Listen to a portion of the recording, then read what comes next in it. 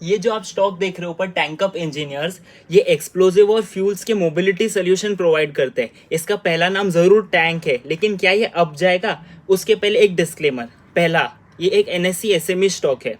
दूसरा, इसकी lot size में ट्रेडिंग होती है। तीसरा, इसमें लिक्विडिटी बहुत कम होती है। चौथा, इसकी एंट्री में ही बहुत पैसे लग जाते हैं, जैसे कि आपको इसकी एंट्री में ही 4.5 लाख लग जाएंगे। पांचवा, इसमें आए दिन रेगुलेटरी सर्वेलेंस लगता ही रहता है, क्योंकि इसमें मूवमेंट ऐसे होते हैं। तो आप देख लीजिए आपको ये वीडियो आगे देखना है कि नहीं। पहले जानते कि ये कंपनी करती क्या है। ये 2020 की कंपनी है और ये फ्यूल्स और उस प्रकार की चीज़ों को ट्रांसपोर्ट करने में मदद करती है। और ट्रांसपोर्ट करने में मदद करने का ये मतलब है कि वो उसके लिए पूरा एक व्हीकल तैयार कर सकती है, जो कि बहुत ही खतरनाक से लेके फ्यूल्स जैसी चीज़ों को भी एक जगह से दूसरी जगह ट्रांसपोर्ट कर सके। और दूसरी बात यह है कि जहाँ पे ये ट्रांसपोर्ट कर रही है वहाँ पे अगर प्रोजेक्ट का रिक्वायरमेंट है तो पूरा इंफ्रास्ट्रक्चर क्रिएट करके दे सकते हैं कि वो वहाँ पे स्टोर हो सके। ये क्लाइंट के हिसाब से पर्सनलाइज्ड ट्रांसपोर्टेशन व्हीकल्स बना सकती है और वहाँ पे स्टोरेज इंफ्रास्ट्रक्चर बना सकती है, जैसे कि सॉलिड, लिक्विड और गैसेस। ये एक्सप्लोजिव जैसी खतरनाक चीज़ों को भी अच्छे से हैंडल कर सकती है। और ये अपने सर्विसेज बहुत ही डाइवर्स सेक्टर्स में प्रोवाइड करती है, जैसे कि एग्रीकल्चर हो गया, माइनिंग हो गया, इंफ्रास्ट्रक्चर हो गया, लॉजिस्टिक्स हो गया, और मुद्दे की मेन चीज़ें हो गई जैसे कि डिफेंस हो गया, एविएशन हो गया। ये इन सब में भी स्पेशलाइज करती है। और एक बार इनके प्रोडक्ट्स देख लेते हैं, जैसे कि इनका एक प्रोडक्ट है एक्सप्लोजिव वैन, जो कि कंस्ट्रक्शन साइट या माइनिंग में ब्लास्ट करने के लिए जो चीज़ें चाहिए वो उसको कैरी कर सकता है। इनका दूसरा प्रोडक्ट जो है वो है डीजल बाउजर, जो कि डीजल कैरी कर सकता है 1000 से लेके 25,000 लीटर तक। तीसरा इनका एक प्रोडक्ट है वाटर स्प्रिंकलर, जो कि वाटर स्प्रे, जेट स्प्रे ये सब कैरी कर सकता है। इनका एक चौथा प्रोडक्ट है ये सर्विस प्रोवाइड करने वाली वैन, जिससे कि ये ऑन साइट दूसरे व्हीकल्स को सर्विस प्रोवाइड कर सकता है। और इनके और भी कई सारे प्रोडक्ट्स हैं जो मैं यहाँ पे लिस्ट कर देता हूँ। हमने जाना कि कंपनी बहुत ही एक इंटरेस्टिंग क्षेत्र में काम कर रही है, बहुत ही डाइवर्स सेक्टर्स में अपनी सर्विसेज प्रोवाइड कर रही है और इसके प्रोडक्ट्स भी बहुत ही यूनिक और बेहतरीन है। पर क्या क्लाइंट्स ने इस पे भरोसा दिखाया है? तो इसके क्लाइंट लिस्ट पे एक बार नज़र डालते कि किस किस दिग्गज लोगों को इन्होंने अपनी सर्विसेज दी है, जैसे कि JSW, Dalmia, Shree cement, Kalpataru, Afcons, ACC, L&T, Aditya Birla जैसे दिग्गज नामों को इसने अपनी सर्विसेज दी है। और भी नाम जो जुड़े हुए हैं उनके नाम मैं यहाँ डाल देता हूँ। टैंकअप इंजीनियर के स्टॉक पे अगर नज़र डालें तो इनका IPO आया था 30 अप्रैल 2025 को NSE SME के क्षेत्र में। ये कंपनी 140 रुपये का प्राइस मांग रही थी, 20 करोड़ मांग रही थी मार्केट से, और इन्वेस्टर्स ने इसको खूब प्यार दिखाया और 6 महीने भी नहीं हुए ये 140 से आज के दिन पे 480 के भी ऊपर ट्रेड कर रहा है। तो इसने इन्वेस्टर्स को काफ़ी पैसे बना के दिए और इन्वेस्टर्स ने खूब प्यार भी दिखाया है स्टॉक को। क्वालिटेटिव बातें तो बहुत हो गई, अभी क्वांटिटेटिव बातें पे आते हैं, जैसे कि क्या कंपनी के फाइनेंशियल्स में एक्चुअली दम है कि सिर्फ बातें चल रही है। तो इसके फाइनेंशियल्स देख लेते हैं एक बार।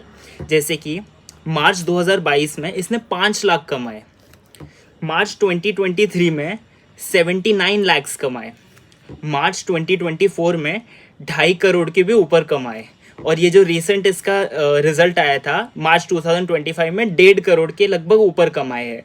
तो इसके फाइनेंशियल्स में भी काफ़ी हद तक एक पॉजिटिव ग्रोथ तो दिख रहा है। और एक और महत्वपूर्ण चीज़ होती है कि कंपनी का शेयर होल्डिंग क्या है। अगर प्रमोटर धीरे धीरे अपनी कंपनी की शेयर होल्डिंग कम करते जा रहा है तो कहीं ना कहीं ये इन्वेस्टर्स के मन में एक डाउट लाता है। तो इसकी होल्डिंग देख लेते क्या है। जैसे प्रमोटर के पास 73.65% ऑफ कंपनी अभी भी है। FII का भी निवेश है 1.72%, जो कि एक बहुत अच्छी बात है।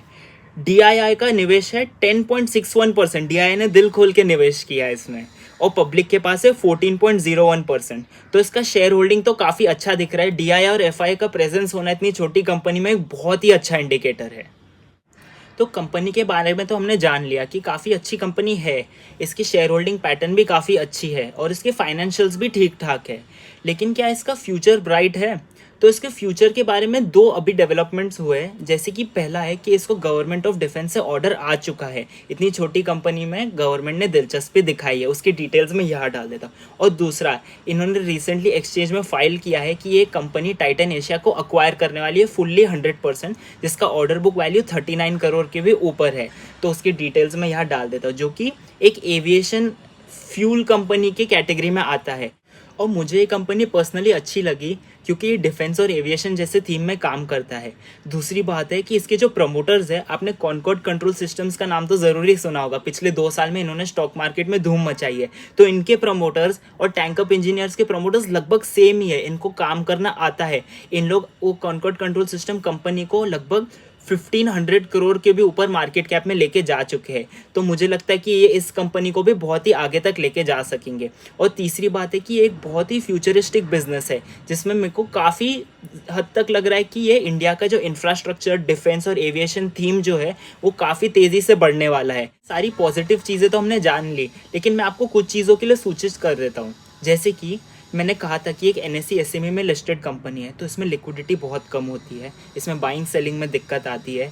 इस कंपनी का मैंने देखा है कि लास्ट 5 महीने में बहुत ही तेज़ी से ये ऊपर गया है, क्योंकि ये बहुत इंटरेस्टिंग सेक्टर में काम करती है। यूजुअली ये छोटी कंपनियों के लिए ये नॉर्मल चीज़ है।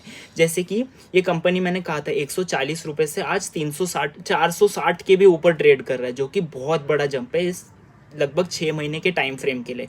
लेकिन अगर इसका रिजल्ट अच्छा है तो इसका PE एडजस्ट हो जाएगा।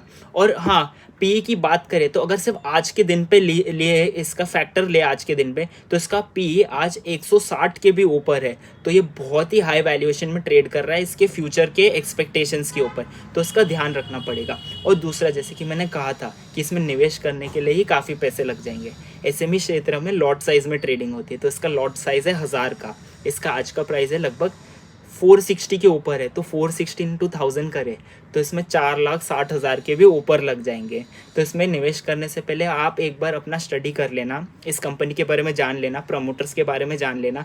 मैंने जो आपको इन्फॉर्मेशन दे दी है उसके बारे में भी एक बार डबल चेक कर लेना और अपना डिसीजन खुद लेना। Thank you.